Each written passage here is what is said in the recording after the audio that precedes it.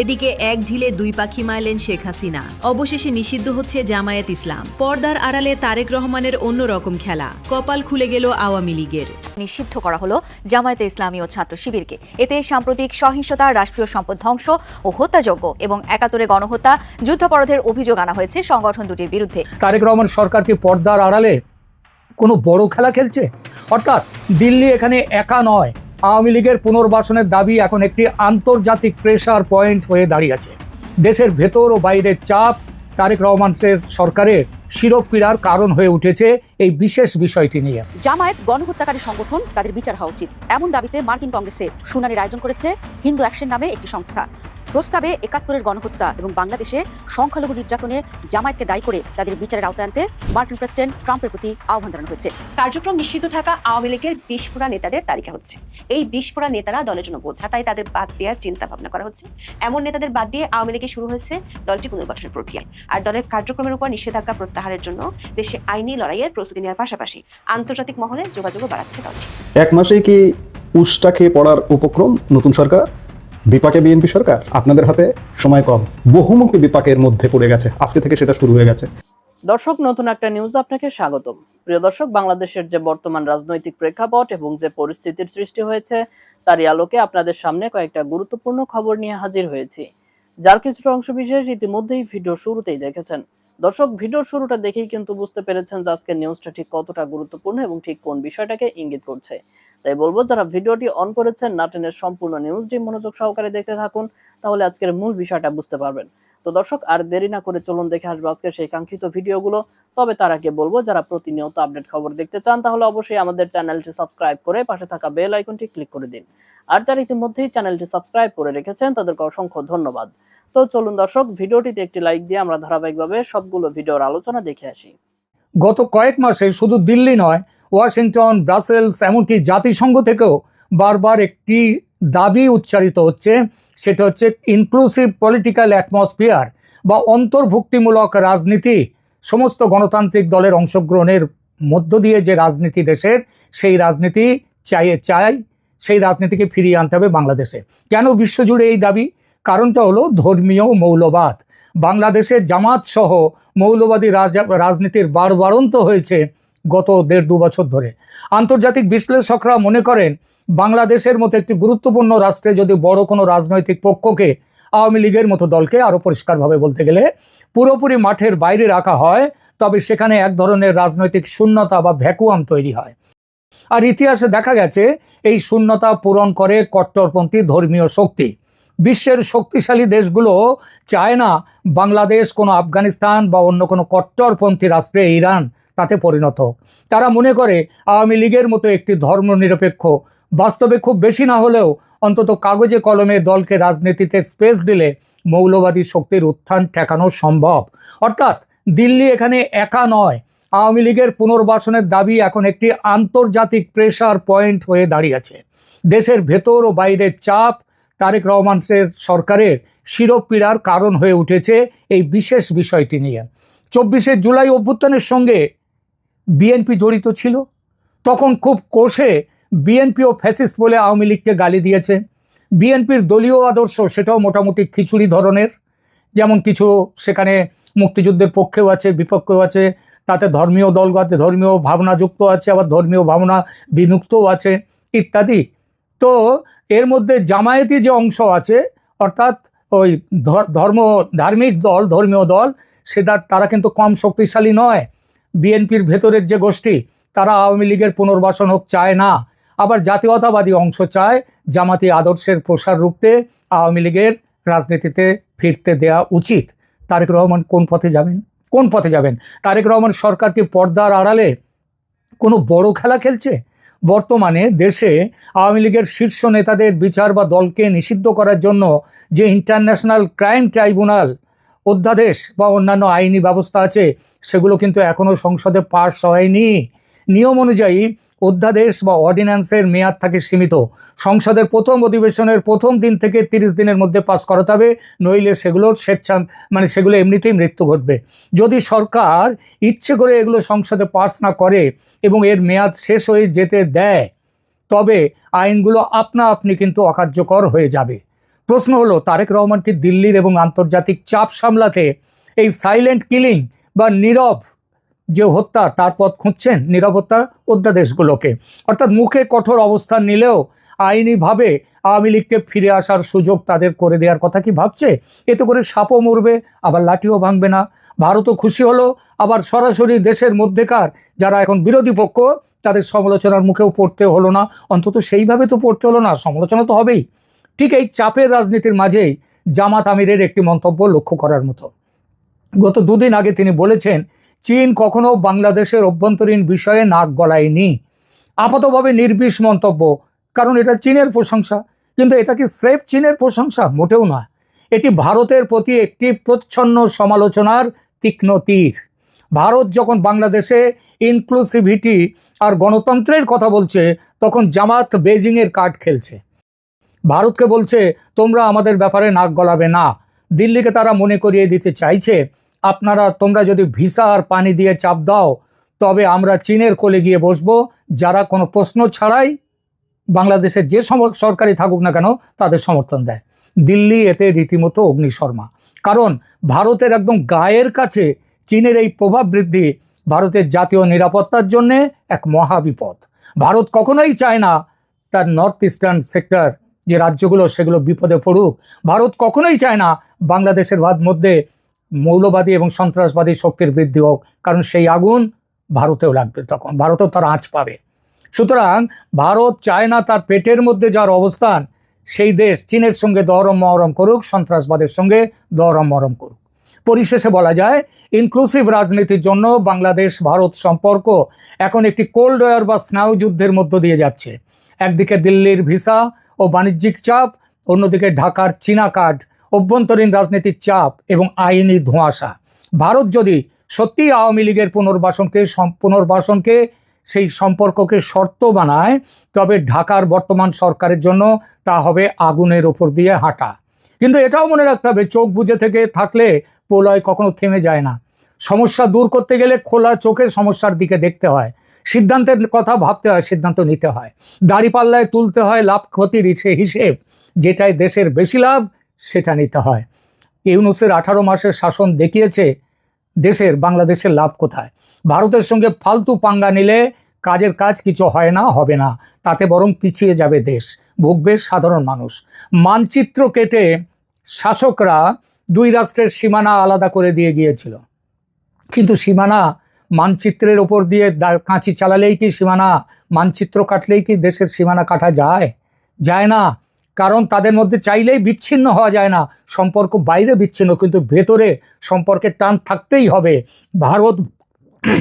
ভারত এবং বাংলাদেশ তাদের অবস্থানগত কারণে অবিচ্ছেদ্য, তাদের সংস্কৃতিগত কারণেও অবিচ্ছেদ্য। সুতরাং সমস্যা না বাড়িয়ে বিএনপির তারেক সাহেব বা তার কোনো উপযুক্ত প্রতিনিধি অবিলম্বে আওয়ামী লীগ সম্পর্কে একটা সিদ্ধান্ত নিন। আলোচনায় বসুন, প্রয়োজন হলে আওয়ামী লীগের উপযুক্ত নেতৃত্বের সঙ্গে। দেশে গণতান্ত্রিক রাজনৈতিক পরিবেশ ফিরিয়ে আনাটা কিন্তু খুব দরকার, আর সেটা হলে ভারতের সঙ্গেও আর কোনো সমস্যা থাকবে না। জামায়াত গণহত্যাকারী সংগঠন, তাদের বিচার হওয়া উচিত, এমন দাবিতে মার্কিন কংগ্রেসে শুনানির আয়োজন করেছে হিন্দু অ্যাকশন নামে একটি সংস্থা। তারই ধারাবাহিকতায় কংগ্রেসে প্রস্তাব উঠেছে। প্রস্তাবে 71-এর গণহত্যা এবং বাংলাদেশে সংখ্যালঘু নির্যাতনে জামায়াতকে দায়ী করে তাদের বিচারের আওতায় আনতে মার্কিন প্রেসিডেন্ট ট্রাম্পের প্রতি আহ্বান জানানো হয়েছে। যে সংগঠনটি এই উদ্যোগ নিয়েছে তাদের প্রায় সবাই প্রবাসী ভারতীয়। জামায়াত যখন বাংলাদেশে প্রধান বিরোধী দলের ভূমিকায়, তখন হঠাৎ করে তারা কেন জামায়াতের বিচারের প্রশ্ন তুলছে, সেটাই এখন বড় প্রশ্ন। মার্কিন কংগ্রেসে 71-এর হত্যাযজ্ঞকে গণহত্যা হিসেবে স্বীকৃতির প্রস্তাব উঠেছে। একই সাথে জামায়াতকে বিচারের আওতায় আনতে বলছে তারা। 20 মার্চ 2026 ওয়াহের ডেমোক্রেট কংগ্রেসম্যান গ্রেগ ল্যান্ডসম্যান প্রতিনিধি পরিষদে 1130 নম্বর প্রস্তাবটি তোলেন। প্রস্তাবের শিরোনাম, recognising the Bangladesh genocide of 1971 and protection of religious minorities in Bangladesh, অর্থাৎ 1971 সালের বাংলাদেশ গণহত্যার স্বীকৃতি এবং বাংলাদেশের ধর্মীয় সংখ্যালঘুদের সুরক্ষা। প্রস্তাবটি এখন পররাষ্ট্র বিষয়ক কমিটিতে পাঠানো হয়েছে। প্রস্তাবে বলা হয়েছে, 1971 সালের 25 মার্চ পাকিস্তানি সেনাবাহিনী অপারেশন সার্চলাইট শুরু করে। এটি শুধু সামরিক বাহিনী নয়, তাদের সহযোগী হিসেবে কাজ করে জামায়াত ইসলামী সহ উগ্র ইসলামী দলগুলো। প্রস্তাবে আরো বলা হয় এই হামলা ছিল একটি গণহত্যা যা জাতিসংঘের গণহত্যা সনদের সংজ্ঞার সাথে সংগতিপূর্ণ। এতে বলা হয় পাকিস্তানি সেনাবাহিনী ও তাদের ইসলামপন্থী মিত্ররা নির্বিচারে বাঙালিদের গণহত্যা চালায়, বিশেষ করে ধর্মীয় সংখ্যালঘু হিন্দু সম্প্রদায়কে নিধন, গণধর্ষণ, জোরপূর্বক ধর্মান্তর ও বিতাড়নের টার্গেট করা হয়েছিল। প্রস্তাবে মার্কিন প্রেসিডেন্টের কাছে দুটি আহ্বান জানানো হয়েছে। প্রথমত, 1971 এই অপরাধকে গণহত্যা ও যুদ্ধাপরাধ হিসেবে আনুষ্ঠানিক স্বীকৃতি দেওয়া, এবং 2, বর্তমান বাংলাদেশের ধর্মীয় সংখ্যালঘুদের সুরক্ষা নিশ্চিত করা। প্রস্তাবটিতে বিশেষভাবে তুলে ধরা হচ্ছে মার্কিন কনসাল জেনারেল আর্চার ব্লাডের কথা। 1971 সালের 28 মার্চ তিনি ওয়াশিংটনে যে টেলিগ্রাম পাঠান তার শিরোনাম ছিল সিলেক্টিভ জেনোসাইড বা নির্বাচিত গণহত্যা। তিনি তৎকালীন মার্কিন প্রশাসনের নীরবতার প্রতিবাদে 20 জন কনসুলেট সদস্যদের স্বাক্ষরিত একটি ঐতিহাসিক বার্তা পাঠান, যেখানে তিনি লেখেন, দুর্ভাগ্যজনক হলেও গণহত্যা শব্দটি যেখানে প্রযোজ্য সেখানে আমরা হস্তক্ষেপ করতে চাইনি। এই তথ্যগুলো প্রমাণ করে যে সে সময়কার মার্কিন কূটনীতিকরাও জানতেন যে পূর্ব পাকিস্তানে যা চলছে তা একটি পূর্ণাঙ্গ গণহত্যা। প্রস্তাবে গণহত্যার মাত্রা তুলে ধরতে বেশ কিছু তথ্য উপস্থাপন করা হয়েছে। সেখানে বলা হয়েছে বাংলাদেশ সরকারের হিসাবে প্রায় 30 লাখ মানুষ নিহত হয়।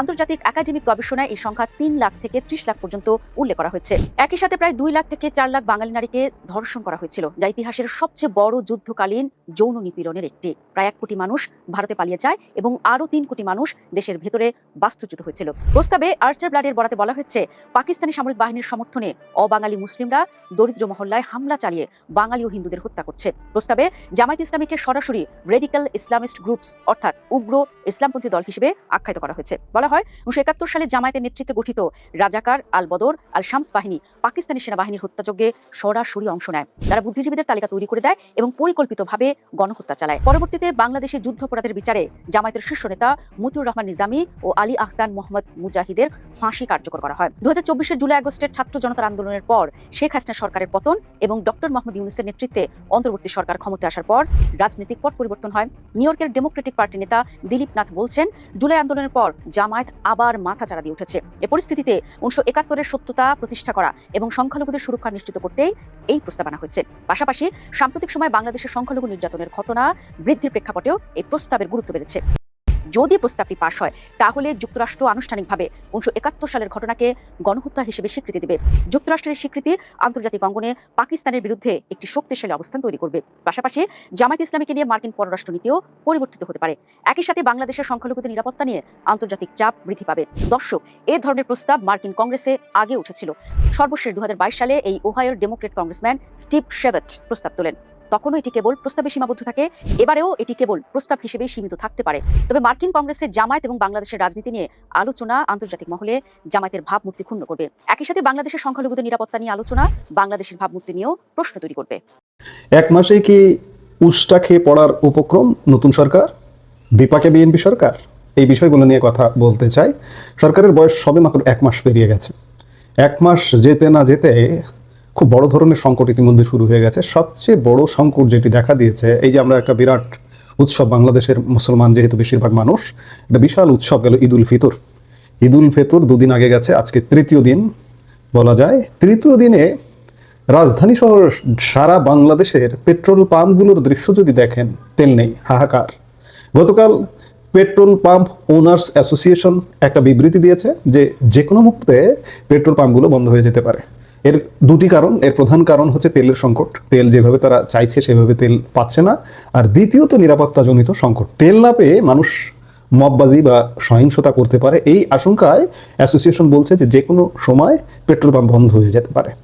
এটি একটি খবর। আরেকটি খবর, আজকে ঠাকুরগাঁয় বিএনপি মহাসচিব এবং বর্তমান সরকারের স্থানীয় সরকার পল্লী উন্নয়ন ও সমবায় মন্ত্রণালয়ের মন্ত্রী মির্জা ফখরুল ইসলাম আলমগীর বলছেন যে তেলের দাম বাড়তে পারে এবং নিত্য পণ্যের দাম বাড়তে পারে। একদিকে সমস্যা, আমরা গভীর সমস্যার মধ্যে আছি, অন্যদিকে সমস্যা আরো বাড়িয়ে দিচ্ছেন এই সরকারের লোকজন এই ধরনের কথাবার্তা বলে। অর্থাৎ ক্রাইসিসটা আগাম তৈরি করবার এক প্রকার সুযোগ দিচ্ছে। সেটাই আমরা বুঝতে চেষ্টা করি যে বর্তমান সাধারণ মানুষের পকেটে টান পড়ছে এমনি, প্রতিদিন বাজারে গিয়ে মানুষ দিশে হারায়।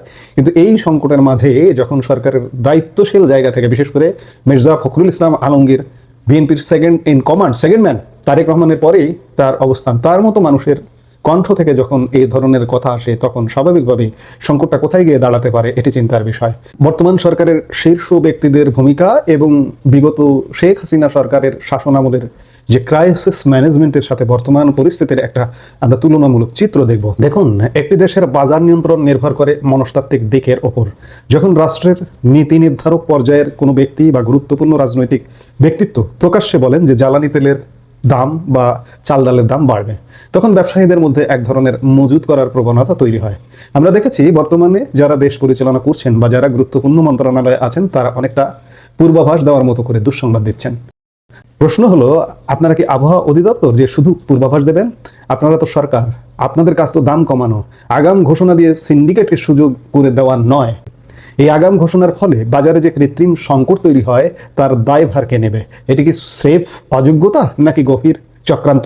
মনে রাখতে হবে, পৃথিবী কখনোই সমস্যার বাইরে ছিল না। আমরা বিগত 16 বছরের আওয়ামী লীগ সরকারের সময়টা দেখেছি। করোনা মহামারী ছিল, রাশিয়া ইউক্রেন যুদ্ধ ছিল, বৈশ্বিক মুদ্রাস্ফীতি ছিল, কিন্তু কোনো অজুহাত দিয়ে কি তখন জনগণের পেট ভরিয়েছে? না, পেট ভরায়নি। ক্রাইসিস ম্যানেজ করাটাই জনগণকে স্বস্তি দিয়েছে, শান্তি দিয়েছে। একজন সাধারণ নাগরিক হিসেবে আমরা বুঝি সরকার মানেই হচ্ছে সমাধান। মানুষ আপনাদের ভোট দিয়েছে বা ক্ষমতায় বসিয়েছে সংকটের কথা শোনার জন্য নয়, সংকট সমাধানের জন্য। আপনি যখন সরকারে বসেন তখন বৈশ্বিক সংকট বলে পার পাওয়ার সুযোগ নেই। বিশ্বের অন্য দেশগুলো যদি তাদের নাগরিকদের স্বস্তি দিতে পারে, তবে আমাদের এখানে কেন হাহাকার? মনে রাখবেন, ক্রাইসিস ম্যানেজ করতে না পারা মানেই হলো প্রশাসনিক ব্যর্থতা। আর এই ব্যর্থতার বোঝা যখন সাধারণ মানুষের ঘাড়ে চাপে, তখন সরকারের নৈতিক অবস্থান নড়বড়ে হয়ে পড়ে। ইতিহাস বড্ড নিষ্ঠুর, মানুষ তুলনা করতে পছন্দ করে। আমরা যদি নিকট অতীতের দিকে তাকাই, তবে দেখব শেখ হাসিনা যখন ক্ষমতায় ছিলেন তখন বড় বড় বৈশ্বিক সংকট তিনি কিভাবে সামলেছেন তা দেশের মানুষের স্মৃতিতে এখনো তাজা। করোনার সময় যখন বিশ্ব অর্থনীতি থমকে গিয়েছিল তখন বাংলাদেশে কিন্তু খাদ্যাভাব দেখা দেয়নি। তিনি কঠোর হাতে বাজার নিয়ন্ত্রণ এবং ত্রাণ কার্যক্রম পরিচালনা করেছিলেন। ডলার সংকট বা জ্বালানি তেলের দাম যখন বিশ্ববাজারে চড়া ছিল, তখনও তিনি ভর্তুকি দিয়ে হলেও সাধারণ মানুষের ক্রয় ক্ষমতা নাগালে রাখার চেষ্টা করেছিলেন। আজ মানুষ সেই সময়ের স্থিতিশীলতার কথা মনে করছে। বর্তমান সরকারকে বুঝতে হবে, যদি আপনারা দ্রুত মানুষের জীবনে স্বস্তি না ফেরাতে পারেন, তবে জনগণের ক্ষোভ আগ্নেয়গিরির মতো ফেটে পড়বে। বাঙালি জাতি ধৈর্যের চরম পরীক্ষা দিতে জানে, কিন্তু পেট যখন দেয়ালে ঠেকে যায় তখন তারা বিচার করতে ভুল করে না। যারা আগাম দাম বাড়ার ঘোষণা দিচ্ছেন তারা হয়তো সাধারণ মানুষের দীর্ঘশ্বাস শুনতে পাচ্ছেন না, কিন্তু মনে রাখবেন, বাজারের প্রতিটি আগুনের আঁচ আপনাদের সিংহাসন পর্যন্ত পৌঁছাতে পারে। জনগণ আজ সচেতন, তারা দেখছে কারা বাজারে সিন্ডিকেট করছে আর কারা তাদের মদত দিচ্ছে। যদি অযোগ্যতা বা অনিচ্ছার কারণে দ্রব্যমূল্য নিয়ন্ত্রণে না আসে, তবে এই দেশের মানুষ অতীতে যেমন রাজপথে ফয়সালা করেছে, ভবিষ্যতের তার ব্যত্যয় হবে না। আপনাদের হাতে সময় কম, দ্রুত অ্যাকশন নিন, মজুতদারদের ধরুন এবং আর সরকারের ভেতরে বসে থেকে আগাম ভীতি ছড়ানো বন্ধ করুন। মানুষের স্বস্তি হোক আপনাদের একমাত্র লক্ষ্য।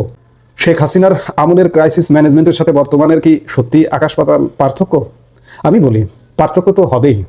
বর্তমানে যারা সরকার চালাচ্ছেন তারা একদম ইম্যাচিউর, অনভিজ্ঞ। প্রধানমন্ত্রী জীবনে প্রথম সংসদ সদস্য হয়েছেন, প্রধানমন্ত্রী জীবনে প্রথম সরকার পরিচালনায় বসেছেন।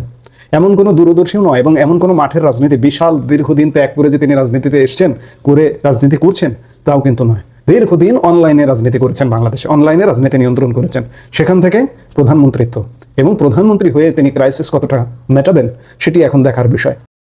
যদি মেটাতে না পারেন তাহলে তারও মূল্য দিতে হবে তাকে। কাজেই আমরা বলছি যে সরকার কি অল্প সময়ে উষ্টা খাবার উপক্রম? বিপাকে কি বিএনপি সরকার?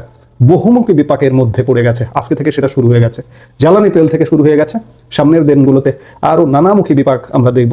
যদি ম্যানেজ না করতে পারে সরকার, তবে এই সরকারের এই যে বিশ্ব পরিস্থিতি, বিশ্বযুদ্ধ, এটা সেটা বলে পার পাওয়া যাবে না।